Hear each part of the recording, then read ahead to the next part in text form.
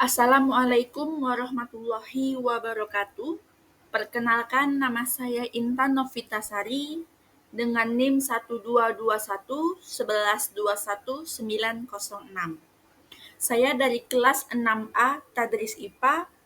Di sini saya akan mempresentasikan tugas saya yang berjudul Kebijakan Pendidikan Inklusif bagi Peserta Didik Berkebutuhan Khusus dengan dosen pengampu Ibu Giovanni Evrilla, SPD MPD, dengan mata kuliah Pembelajaran IPA Inklusif. Saya mengambil referensi dari Panduan Pelaksanaan Pendidikan Inklusif dari halaman 3 sampai 6. Baik, dari kebijakan pendidikan inklusif bagi peserta didik berkebutuhan khusus memiliki 3 pokok pembahasan.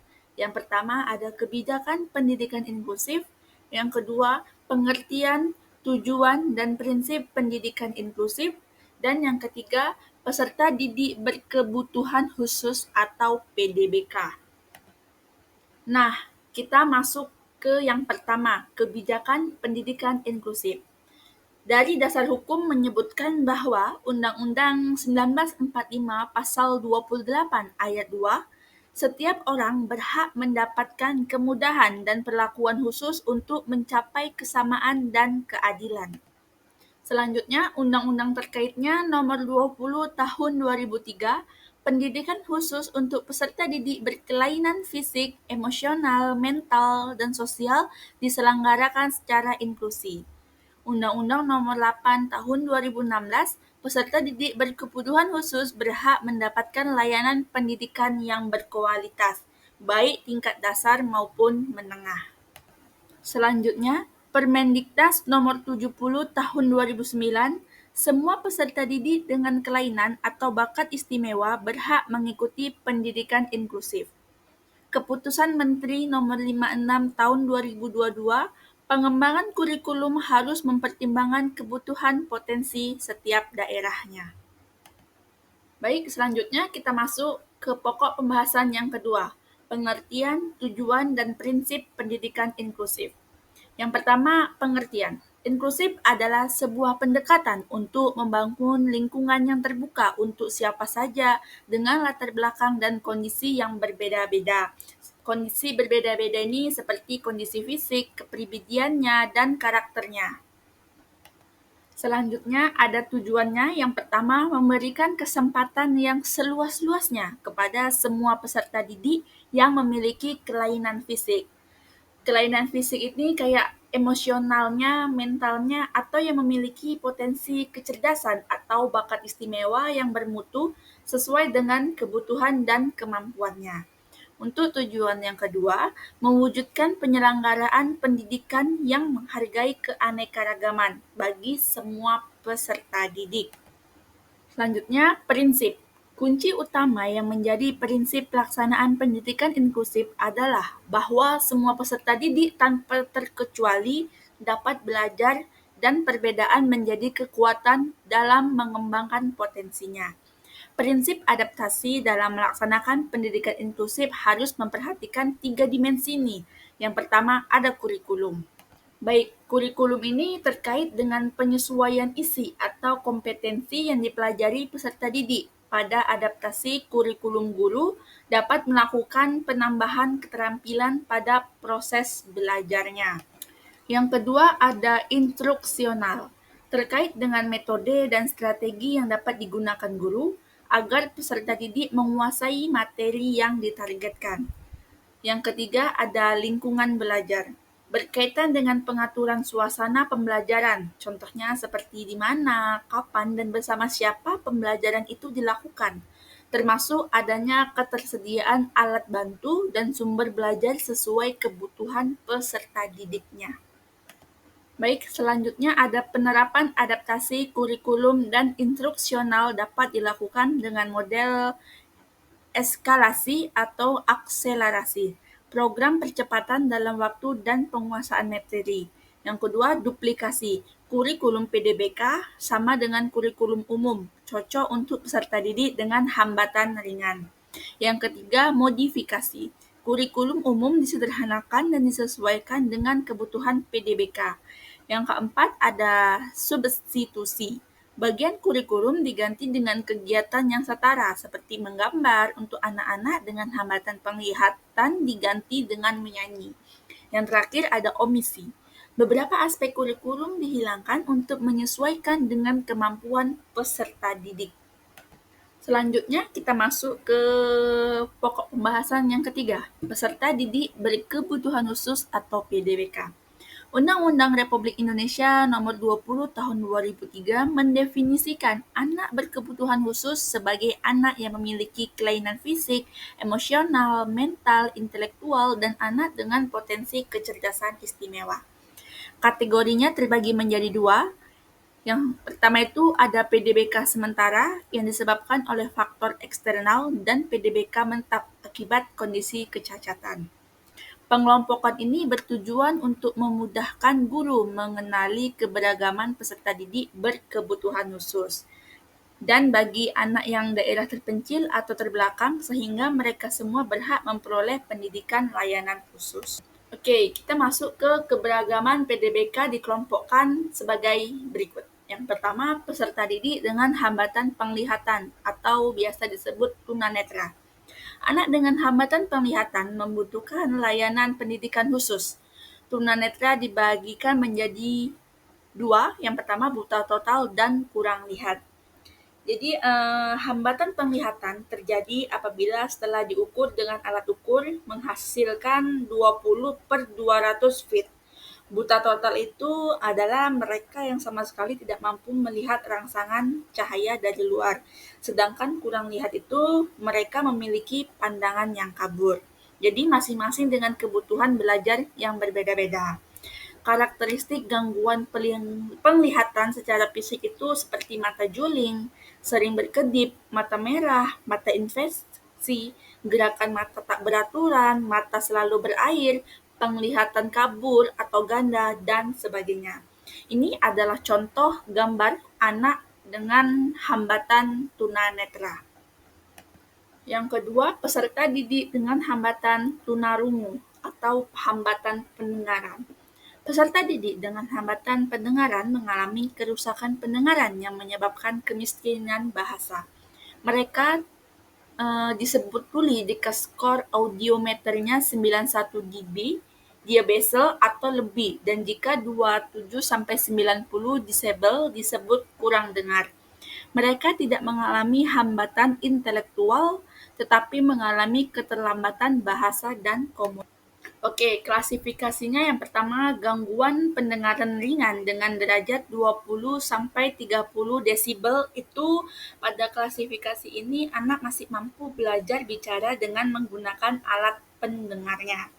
Yang kedua, gangguan pendengaran marginal atau 30-40 desibel. Jadi anak dengan gangguan pendengaran ini akan mengalami kesulitan mendengar jarak jauh. Yang ketiga, gangguan pendengaran sedang 40-60 desibel. Pada klasifikasi ini, anak hanya dapat mendengar suara dengan volume yang tinggi. Yang keempat, ada gangguan pendengaran berat 60-70 desibel. Jadi dengan klasifikasi ini, anak tidak dapat berbicara tanpa menggunakan teknik-teknik yang khusus. Yang terakhir, gangguan pendengaran sangat berat, lebih dari 75 desibel. Jadi dengan klasifikasi ini, anak tidak dapat belajar menggunakan alat dengarnya. Selanjutnya, yang ketiga, peserta didik dengan hambatan intelektual atau tunagrahita. Peserta didik dengan hambatan ini mengalami kesulitan dalam tugas akademik dan sosial ditandai dengan keterlambatan fungsi kecerdasan, perilaku sosial, dan terjadi sebelum usia 18 tahun. Anak dengan hambatan Down syndrome ini tidak memungkinkan mengikuti kurikulum sesuai kelompok usianya. Penyebab terjadinya intelektual ini ada dua. Yang pertama dengan adanya dengan kondisi genetik. Yang kedua, masalah selama kehamilan seperti penggunaan alkohol atau narkoba. Ciri-cirinya berguling, duduk, merangkak, atau berjalan terlambat, berbicara terlambat atau kesulitan, kesulitan mengingat sesuatu, masalah perilaku seperti amukan yang berlebihan. Selanjutnya yang keempat, peserta didik dengan hambatan fisik motorik. Peserta didik dengan hambatan fisik motorik mengalami gangguan menetap pada anggota gerak seperti tulang, sendi, dan otot. Bisa disebut peserta didik dengan hambatan motorik ini jika mengalami kondisi seperti keempat ini. Yang pertama, cerebral palsy, gangguan motorik akibat ketidakfungsian otak dengan kondisi spastik, rigid, dan tremor. Yang kedua, polio, kelumpuhan anggota tubuh akibat virus pada anak-anak. Yang ketiga, amputasi, kehilangan anggota tubuh yang biasanya digantikan dengan prostetik. Yang keempat, muscular dystrophy progresif, kelainan gerak akibat kelainan otot yang semakin berat. Selanjutnya, ini gambar-gambar dari gangguan seperti cerebral palsy, polio, amputasi, dan muscular dystrophy progresif. Baik, selanjutnya ada yang kelima, peserta didik dengan hambatan emosi dan perilaku. Jadi, yang pertama itu ketidakmampuan belajar tetapi tidak terkait dengan masalah intelektual, sensorik, dan kesehatan. Yang kedua, kesulitan membangun hubungan interpersonal dengan teman dan guru. Yang ketiga, ketidakselarasan perilaku dan perasaan dalam situasi normal. Yang keempat, menunjukkan ketidakbahagiaan dan depresi. Yang kelima, cenderung mengalami kecemasan tentang masalah pribadi dan sekolah. Selanjutnya yang keenam, peserta didik dengan lamban belajar atau slow learner. Lamban belajar adalah anak dengan potensi intelektual sedikit di bawah rata-rata IQ-nya 70-90, namun tidak termasuk dalam kategori hambatan intelektual. Mereka mengalami keterlambatan dalam berpikir, merespon, dan beradaptasi. Anak yang seperti ini memerlukan waktu belajar yang lebih lama dan layanan yang khusus secara efektif. Baik, yang selanjutnya. Yang ketujuh, peserta didik berkesulitan belajar spesifik. Jadi, seorang mengalami kesulitan belajar jika memiliki IQ rata-rata atau lebih, tetapi memperlihatkan hasil belajar pada bidang tertentu jauh di bawah kemampuan mentalnya. Jadi, kelompok ini termasuk anak dengan kesulitan belajar spesifik yang mengalami gangguan dalam proses psikologis terlihat dalam kegagalan saat memahami, mendengarkan, berbicara, berhitung, dan sebagainya. Kesulitan belajar dibagi menjadi dua. Yang pertama, gangguan perkembangan. Gangguan perkembangan itu seperti gangguan motoriknya, komunikasinya, memorinya, dan perilakunya. Sedangkan gangguan akademik itu seperti gangguan dia membaca, menulis, berhitung, dan sebagainya. Baik, selanjutnya yang ke-8. Peserta didik cerdas istimewa dan bakat istimewa. Seseorang dianggap cerdas istimewa atau bakat istimewa jika memiliki skor IQ di atas normal. Anak berbakat cepat menguasai materi, tetapi bisa cepat bosan karena kurangnya tantangan. Mereka cenderung lebih suka berdiskusi dengan orang dewasa dan merasa terasing dari teman sebayanya. Jadi, solusinya model layanan peserta didik berbakat bisa menggunakan kurikulum seperti ini. Yang pertama, pengayaan, berupa tawaran ekstra materi pelajaran untuk pengalaman dan keleluasan. Yang kedua, ada pemadatan, pelajaran yang diberikan tidak perlu dilakukan pengulangan. Yang ketiga, paruh waktu dalam kelompok plus atau kelas plus. Jadi, kelas dilakukan ekstra aktivitas yang menantang. Yang terakhir, adanya percepatan, yaitu berupa lompat kelas. Selanjutnya ada yang ke-9, peserta didik Autistic Spectrum Disorders atau ASD. Ini adalah hambatan perkembangan yang ditandai oleh kesulitan dalam interaksi sosial, komunikasi, dan perilaku. ASD ini termasuk autis atau sindrom dengan karakter yang unik.